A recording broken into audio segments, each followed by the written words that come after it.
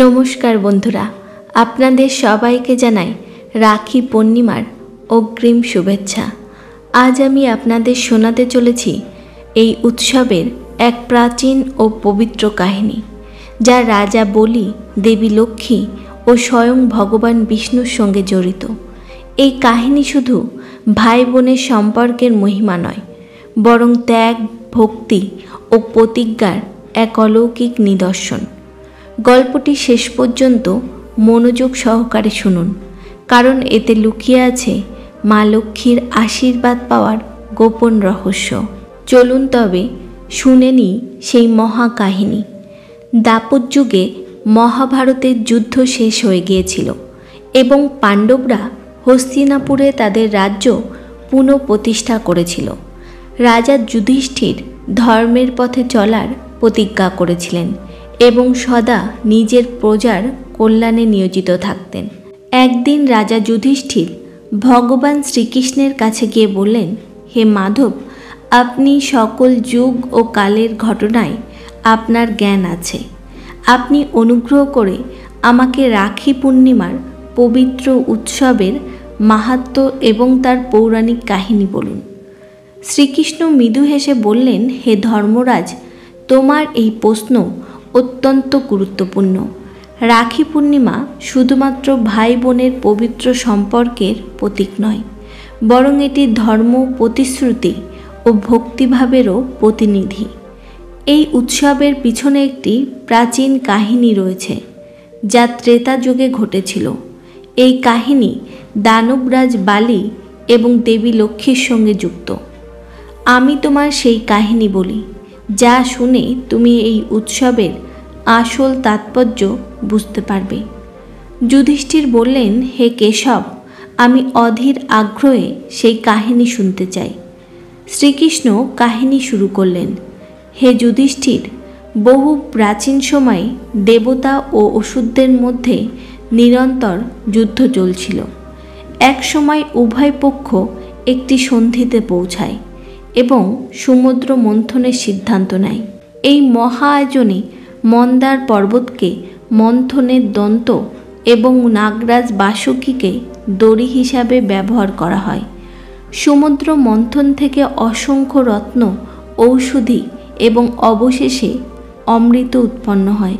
রত্ন ও বস্তুগুলি দুই পক্ষ ভাগ করে নিলেও অমৃত নিয়ে দেবতারা কৌশলে দানবদের ঠকিয়ে সেটি নিয়ে নেয়। এতে অসুররা রুষ্ট হয়ে দেবতাদের ঘোর শত্রু মনে করতে শুরু করে। এই মন্থনের সময়ই দেবী লক্ষ্মীর আবির্ভাব ঘটে। তিনি এতটাই সুন্দর ও দীপ্তিময় ছিলেন যে আবির্ভাবের সঙ্গে সঙ্গেই তিনি ভগবান বিষ্ণুর দিকে এগিয়ে যান এবং তাকে বরণ করেন। এই কারণে লক্ষ্মীজিকে সমুদ্রকন্যা বলা হয়। হে যুধিষ্ঠির, লক্ষ্মী ও অমৃত হারিয়ে অসুরেরা ক্ষুব্ধ হয়ে দেবতাদের ওপর প্রতিশোধ নিতে চায়, কিন্তু বারবার চেষ্টা করেও তারা দেবতাদের হারাতে পারে না। এরপর সত্যযুগে এক অসুর কুলে এমন এক মহাপুরুষ জন্ম নেন, যিনি অসাধারণ ধর্মপরায়ণ, দানশীল এবং জ্ঞানী ছিলেন। তিনি হলেন রাজা মহাবলী। তিনি হিরণ্যকশ্যপের বংশধর এবং প্রহ্লাদ মহাশয়ের পুত্র। প্রহ্লাদের মতোই রাজা বালিও ছিলেন ভগবান বিষ্ণুর একান্ত ভক্ত। তিনি ধর্ম ও দানের পথেই চলতেন। একদিন রাজা বালি সমস্ত পৃথিবীতে নিজের আধিপত্য প্রতিষ্ঠার সংকল্প নিয়ে 101টি মহাযজ্ঞ করার পরিকল্পনা করেন। এই যজ্ঞ শেষ হতেই তিনি স্বর্গ ও পৃথিবীর অধীশ্বর হয়ে ওঠেন। এই ঘটনা দেখে দেবতারা অত্যন্ত শঙ্কিত হয়ে পড়েন এবং ভাবতে লাগলেন, যদি বালি অমৃত পেয়ে যায় তাহলে তাকে থামানো অসম্ভব হয়ে পড়বে। তখন সমস্ত দেবতা ভগবান বিষ্ণুর শরণাপন্ন হন এবং কাতরভাবে প্রার্থনা করেন, হে প্রভু, আমাদের রক্ষা করুন। দানবরাজ বালি যদি স্বর্গ জয় করে ফেলেন তবে সৃষ্টির ভারসাম্য নষ্ট হয়ে যাবে। ভগবান বিষ্ণু দেবতাদের আশ্বস্ত করেন এবং বলেন, আমি নিজেই উপায় করব। এরপর তিনি এক বামন ব্রাহ্মণের রূপে অবতীর্ণ হন এবং রাজা বালির যজ্ঞস্থলে উপস্থিত হন। সেই সময় বালি মহাযজ্ঞের শেষ দিন পালন করছিলেন। সঙ্গে ছিলেন তার গুরু শুক্রাচার্য। ব্রাহ্মণরূপী বিষ্ণু সেখানে উপস্থিত হয়ে বললেন, হে রাজন, আমি আপনার কাছে একটি প্রার্থনা নিয়ে এসেছি। যদি আপনি তা পূর্ণ করেন তবে আমি চিরকৃতজ্ঞ থাকব। রাজা বালি তাকে সম্মান জানিয়ে বললেন, হে ব্রাহ্মণ, আপনি যা চাইবেন তাই আমি দান করব। নির্বিঘ্নে চেয়ে নিন, আমি আপনাকে তা অবশ্যই প্রদান করব। এই কথা বলেই রাজা বালি যজ্ঞ থেকে উঠে এসে সেই বালক ব্রাহ্মণের কাছে গেলেন। তখন সেই বামন ব্রাহ্মণ বললেন, হে রাজন, আমি আপনার কাছে শুধু 3 পা ভূমি চাই, যেখানে আমি যজ্ঞ করতে পারি। আপনি আমাকে এতটুকু জমি দান করুন যতটুকু আমি 3 পা দিয়ে মাপতে পারি। রাজা বালি হেসে বললেন, হে ব্রাহ্মণদেব, আপনি মাত্র 3 পা জমি চাইছেন? চাইলে আপনি তো গোটা পৃথিবীও চাইতে পারতেন। মাত্র 3 পা জমি চেয়ে আপনি কি আমার উপহাস করছেন? রাজা বালি গর্ব ভরে বলেন, আপনি চেয়ে তো দেখুন, যদি আমি না দিতে পারি তাহলে আমার প্রতিজ্ঞায় মিথ্যা হয়ে যাবে। তখন সেই বামন ব্রাহ্মণ বললেন, হে রাজন, মানুষকে যতটুকু প্রয়োজন ততটাই চাওয়া উচিত। প্রয়োজনের অতিরিক্ত পেলে তার লোভ বেড়ে যায়। আপনি তো ইতিমধ্যেই সমগ্র পৃথিবী জয় করেছেন, তাতে কি আপনার লালসা কমেছে? না, এখন আপনি স্বর্গ অধিকার করতে চান। তাই আমি বলছি, মনুষ্যকে তার প্রয়োজন অনুযায়ী প্রার্থনা করা উচিত। এই কথা শুনে রাজা বালির মনে গভীর অনুশোচনা জাগে। তিনি নম্রভাবে বললেন, হে ব্রাহ্মণ, আপনি বয়সে ছোট হলেও আপনার কথা জ্ঞানময়। আপনি যদি 3 পা জমিই চান তবে আমি তা অবশ্যই আপনাকে দান করব। ঠিক তখনই রাজা বালির গুরু শুক্রাচার্য বললেন, হে রাজন, এই বালক ব্রাহ্মণ কোনো সাধারণ ব্যক্তি নন। এ নিশ্চয়ই কোনো দেবতা, যে ব্রাহ্মণের রূপ ধারণ করেছে। তুমি না ভেবে চিন্তেই দান করার প্রতিজ্ঞা করে ফেলেছ। এটা এক বিরাট ভুল। রাজা বালি বললেন, হে গুরুদেব, যদি এ দেবতা হন তবে আমার পক্ষে এ এক বিরাট সৌভাগ্যের বিষয় যে আমি দেবতাকেও দান করতে পারছি। আমার দরজায় যে ভিক্ষুক এসেছে সে যেন খালি হাতে না ফেরে, এটিই আমার ধর্ম। তাই আমি এই ব্রাহ্মণকে দান করবই। রাজা বালির এই কথা শুনে শুক্রাচার্য রাগ করে সেই স্থান থেকে ত্যাগ করে চলে যান। এরপর রাজা বালি সেই ব্রাহ্মণকে বলেন, হে ব্রাহ্মণদেব, আমি আপনাকে 3 পা জমিদান করার প্রতিশ্রুতি দিচ্ছি। যেই মাত্র রাজা বালি এই প্রতিজ্ঞা করলেন, সেই ব্রাহ্মণ তার প্রকৃত রূপ ধারণ করলেন। তিনি ছিলেন স্বয়ং ভগবান বিষ্ণু। তিনি তার বামন অবতার ধারণ করে এসেছিলেন। তার দেহ এতই বিশাল হয়ে উঠল যে তার 1 পায়ে তিনি স্বর্গ মেপে ফেললেন, 2য় পায়ে সমগ্র পৃথিবী, 3য় পায়ের জন্য কোনো স্থান অবশিষ্ট রইল না। তখন ভগবান বললেন, হে রাজন, এখন আমার 3য় পা রাখার জায়গা নেই। আপনার প্রতিজ্ঞা কি তবে মিথ্যা হলো? রাজা বালি তখন সব বুঝে গেলেন যে এ কোনো সাধারণ ব্রাহ্মণ নন, এ স্বয়ং ভগবান বিষ্ণু। তিনি বিনয়ের সঙ্গে বললেন, হে প্রভু, আমার প্রতিজ্ঞা মিথ্যা হবে না। আপনি আপনার 3য় পা আমার মস্তকে রাখুন। রাজা বালির এই অসীম ত্যাগ ও দানবীরতা দেখে ভগবান বিষ্ণু অত্যন্ত প্রসন্ন হলেন। তিনি তখন তার চতুর্ভুজ দিব্যরূপ ধারণ করলেন। এই আশীর্বাদে রাজা বালি অত্যন্ত খুশি হলেন এবং পাতাল লোকে গমন করলেন। সেখানে তিনি ভগবান বিষ্ণুর ভক্তি ও তপস্যা শুরু করলেন। তিনি অন্ন ও জল ত্যাগ করে কেবল ভগবান বিষ্ণুর স্মরণে কঠোর তপস্যায় লিপ্ত হলেন। তার তপস্যার শক্তিতে 3 লোকই কাঁপতে লাগল। এমনকি দেবতারা পর্যন্ত তার তপস্যায় মুগ্ধ হলেন। একদিন তার কঠোর তপস্যায় প্রসন্ন হয়ে ভগবান বিষ্ণু সমুদ্রের ভিতর আবির্ভূত হয়ে রাজা বালির সামনে তার দিব্যরূপ প্রকাশ করেন। ভগবানের দীপ্তি ও প্রকাশ্যে সমুদ্রের গভীর অঞ্চল এক অলৌকিক আলোয় ভরে উঠল।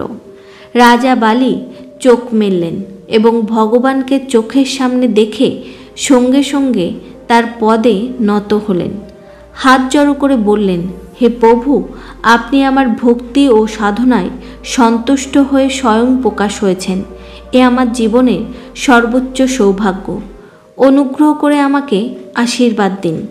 ভগবান বিষ্ণু মৃদু হাসি দিয়ে বললেন, হে মহাবলী, তোমার এই তপস্যা ও ভক্তি আমাকে সন্তুষ্ট করেছে। তুমি তোমার সাধনায় শুধু পাতাল নয়, স্বর্গকেও পবিত্র করে তুলেছ। আমি তোমাকে বর দিতে এসেছি, যা চাও তাই পাবে। রাজা বলি নম্রভাবে বললেন, হে প্রভু, আমি আপনার কাছে কোনো ভৌতিক বর চাই না। আমার একটিই প্রার্থনা, আমি চিরকাল আপনার চরণে থাকতে চাই, আপনার সেবা করতে চাই। আমি পদ, ক্ষমতা বা ধন চাই না, শুধু আপনার সান্নিধ্য চাই। ভগবান বিষ্ণু বললেন, হে বালি, তোমার এই নম্রতা ও ভক্তি সত্যিই অনুকরণীয়। তুমি যা চেয়েছ তা তোমার মহৎ চরিত্রের প্রমাণ। আমি তোমার এই প্রার্থনা পূর্ণ করব। আমি তোমার সঙ্গে পাতাল লোকে বসবাস করব এবং চিরকাল তুমি আমাকে পাশে পাবে। এমন করে ভগবান বিষ্ণু রাজা বালির সঙ্গে পাতাল লোকে বাস করতে শুরু করেন।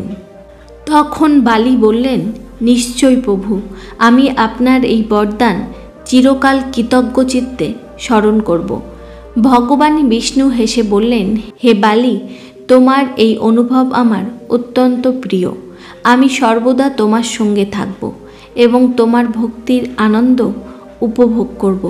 তোমার সেবায় আমি সন্তুষ্ট হব। আর যেদিন আমার পত্নী তোমাকে প্রতিজ্ঞার বন্ধনে আবদ্ধ করবেন, সেদিন তুমি আমাকে তার হাতে সমর্পণ করবে এবং আমি আবার বৈকুণ্ঠে ফিরে যাব। রাজা বালি ভগবান বিষ্ণুর চরণে মাথা নত করে বললেন, হে প্রভু, আপনি যে বরদান আমাকে দিলেন তা আমার কল্পনারও অতীত। আপনি আমাকে নিজের সেবক হওয়ার সুযোগ দিয়েছেন। এ আমার জীবনের শ্রেষ্ঠ সম্মান। আমি সর্বদা আপনার সেবায় নিজেকে নিবেদিত রাখব। ভগবান বিষ্ণু বললেন, হে বালি, তোমার ভক্তি এবং ত্যাগই তোমার প্রকৃত শক্তি। আমি সর্বদা তোমার প্রতি সন্তুষ্ট থাকব। এরপর ভগবান বিষ্ণু আশীর্বাদ দিয়ে পাতাল লোকে রাজা বালির সঙ্গে বাস করতে লাগলেন। রাজা বালি সর্বদা তাদের সান্নিধ্যে নিজেকে ধন্য মনে করলেন। বিপশ্বদ বললেন, হে মাতা, ভগবান এখন সুতললোক অর্থাৎ পাতাল লোকে রাজা বালির সঙ্গে বসবাস করছেন। তিনি রাজা বালিকে আশীর্বাদ দিয়েছিলেন যে তিনি তার সঙ্গে থাকবেন। এই কথা শুনে দেবী লক্ষ্মী গভীরভাবে মর্মাহত হলেন। তার প্রিয় স্বামী বৈকুণ্ঠে না থেকে পাতাল লোকে রয়েছেন, এটি তিনি সহ্য করতে পারছিলেন না। তিনি সিদ্ধান্ত নিলেন এই সমস্যার সমাধানের জন্য দেবাদিদেব মহাদেবের শরণাপন্ন হবেন। তখন দেবী লক্ষ্মী কৈলাস পর্বতে গিয়ে শিব ও পার্বতী দেবীর সামনে প্রণাম করলেন। ভগবান শিব মৃদু হেসে বললেন, হে লক্ষ্মী, আপনি তো নিজেই শক্তি ও সম্পদের দেবী, তবু কেন আপনি এত চিন্তিত ও বিষণ্ণ? এমন কি হয়েছে যে আপনাকে এখানে আসতে হয়েছে? ভগবান শিব গম্ভীরভাবে বললেন, হে দেবী, রাজা বলি একজন সত্যনিষ্ঠ ও প্রতিজ্ঞাবদ্ধ রাজা। আপনি যদি কোনো প্রতিজ্ঞায় তাকে বেঁধে ফেলেন, তবে তিনি অবশ্যই তা পালন করবেন। আমার পরামর্শ হলো, আপনি এক নাগকন্যার রূপ ধারণ করুন এবং তার কাছে একটি প্রতিশ্রুতি দিন। আপনি তাকে বলুন তিনি যেন আপনার রক্ষা কবচ হন। এভাবে তিনি আপনাকে তার বোন হিসাবে স্বীকার করবেন। এই কাজে আপনি নাগরাজ বাসুকীকে সঙ্গে নিন, তিনি আপনাকে সাহায্য করবেন। দেবী লক্ষ্মী শিবজিকে কৃতজ্ঞতা জানালেন এবং নাগকন্যার রূপ ধারণ করে নাগরাজ বাসুকীকে সঙ্গে নিয়ে নাগলোকের উদ্দেশ্যে রওনা দিলেন। পথে দেবী লক্ষ্মী বললেন, হে বাসুকী, এবার তুমি এক পবিত্র রক্ষাসূত্রে রূপ নাও, যা আমি মহারাজ বালির কবজিতে বেঁধে দেব। এই বন্ধনের মাধ্যমে তিনি আমার রক্ষাকর্তা হবেন। নাগরাজ বাসুকী দেবী লক্ষ্মীর আদেশ মেনে নিজেকে এক লাল রঙের রক্ষাসূত্রে পরিণত করলেন।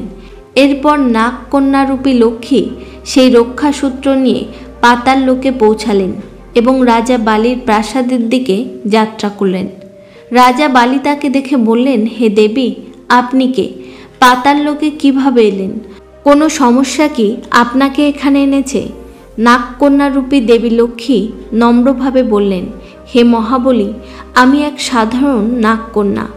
আমার পরিবার এক মহা বিপদের সম্মুখীন এবং এই দুঃসময়ে আমি আপনার আশ্রয়ে এসেছি। আমি আপনার কাছে আমার রক্ষার প্রতিশ্রুতি চাই। রাজা বলি বললেন, হে দেবী, চিন্তা করবেন না। যে কেউ আমার আশ্রমে আসে আমি তার রক্ষা করি। আমি আপনাকে প্রতিশ্রুতি দিচ্ছি, আমি আপনার রক্ষা করব। বলুন, আমি কিভাবে সাহায্য করতে পারি? নাগকন্যা বললেন, হে রাজন, আমি আপনার কবজিতে এই রক্ষাসূত্র বেঁধে আপনার কাছ থেকে রক্ষার প্রতিশ্রুতি নিতে চাই। এই রীতি আমাদের কুল পরম্পরার এক গুরুত্বপূর্ণ অঙ্গ। রাজা বালি হাসি মুখে সেই রক্ষাসূত্র কবজিতে বাঁধতে দিলেন। রক্ষাসূত্র বাঁধার সঙ্গে সঙ্গেই দেবী লক্ষ্মী নিজের আসল রূপ প্রকাশ করলেন। তার দীপ্তিতে সমগ্র পাতাললোক আলোকিত হয়ে উঠল। রাজা বালি বুঝলেন, এই কেউ সাধারণ নাগ নয়, এ সমুদ্রকন্যা স্বয়ং দেবী লক্ষ্মী। তিনি সঙ্গে সঙ্গে তার চরণে প্রণাম করে বললেন, হে মা লক্ষ্মী, আপনি তো সমুদ্রের কন্যা, আর আজ থেকে আপনি আমার বোন। আমি আপনাকে একটি প্রতিশ্রুতি দিয়েছি, আমি তা অবশ্যই পালন করব। আপনি যা চান আমি আপনাকে তাই দেব। দেবী লক্ষ্মী বললেন, হে মহাবলী, আমি আপনার ভক্তি ও দানশীলতার কথা শুনেছি, কিন্তু আজ আমি তা নিজের চোখে দেখেছি। আমি চাই আপনি আমার স্বামী ভগবান বিষ্ণুকে, যিনি এখন আপনার সঙ্গে পাতাল লোকে রয়েছেন, তাকে আমাকে ফিরিয়ে দিন, যেন তিনি আবার বৈকুণ্ঠে ফিরে যেতে পারেন। রাজা বালি হাসি মুখে ও সম্মান সহকারে প্রতিশ্রুতি রক্ষা করলেন এবং ভগবান বিষ্ণুকে দেবী লক্ষ্মীর হাতে সমর্পণ করলেন।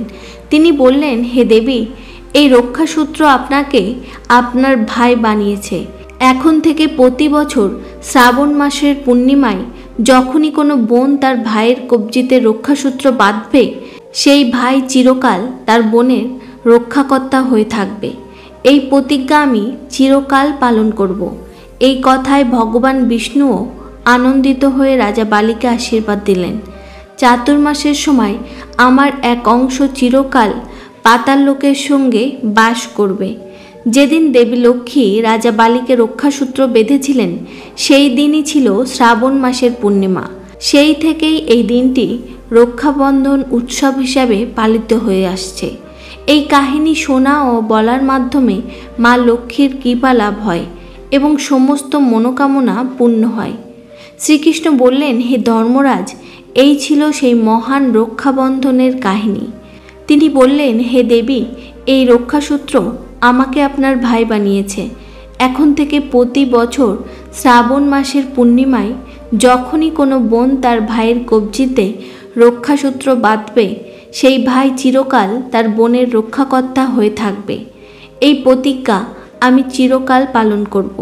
এই কথায় ভগবান বিষ্ণুও আনন্দিত হয়ে রাজা বালিকে আশীর্বাদ দিলেন। চাতুর্মাসের সময় আমার এক অংশ চিরকাল পাতাল লোকে তোমার সঙ্গে বাস করবে। যেদিন দেবী লক্ষ্মী রাজা বালিকে রক্ষাসূত্র বেঁধেছিলেন, সেই দিনই ছিল শ্রাবণ মাসের পূর্ণিমা। সেই থেকেই এই দিনটি রক্ষাবন্ধন উৎসব হিসাবে পালিত হয়ে আসছে। এই কাহিনী শোনা ও বলার মাধ্যমে মা লক্ষ্মীর কৃপা লাভ হয় এবং সমস্ত মনস্কামনা পূর্ণ হয়। শ্রীকৃষ্ণ বললেন, হে ধর্মরাজ, এই ছিল সেই মহান রক্ষাবন্ধনের কাহিনী, যা ভাই বোনের পবিত্র সম্পর্কের প্রতীক। যে এই কাহিনী শুনবে এবং এই উৎসব নিষ্ঠা ও ভক্তি সহকারে পালন করবে, তার উপর দেবী লক্ষ্মীর কৃপা চিরকাল থাকবে। যুধিষ্ঠির ভক্তিভরে শ্রীকৃষ্ণকে কৃতজ্ঞতা জানালেন এবং স্থির করলেন এই কাহিনী তিনি তার সমগ্র রাজ্যে প্রচার করবেন, যাতে সকলেই রক্ষাবন্ধনের প্রকৃত তাৎপর্য বুঝতে পারে। বন্ধুরা, এই ছিল রক্ষাবন্ধনের পবিত্র কাহিনী, যা স্বয়ং ভগবান শ্রীকৃষ্ণ ধর্মরাজ যুধিষ্ঠিরকে শুনিয়েছিলেন। যারা এই কাহিনী মনোযোগ দিয়ে শুনবে ও রক্ষাবন্ধনের দিন আন্তরিকতা ও ভক্তির সঙ্গে পালন করবে, তাদের ওপর দেবী লক্ষ্মীর কৃপা চিরকাল বর্ষিত হবে। যদি কাহিনীটি ভালো লেগে থাকে তাহলে ভিডিওটি অবশ্যই লাইক করুন, আপনার মতামত কমেন্ট করে জানান এবং চ্যানেলটি সাবস্ক্রাইব করতে ভুলবেন না। কমেন্টে লিখুন জয় শ্রীলক্ষ্মী। ধন্যবাদ। রক্ষাবন্ধনের আগাম শুভেচ্ছা জানাই আপনাদের সবাইকে।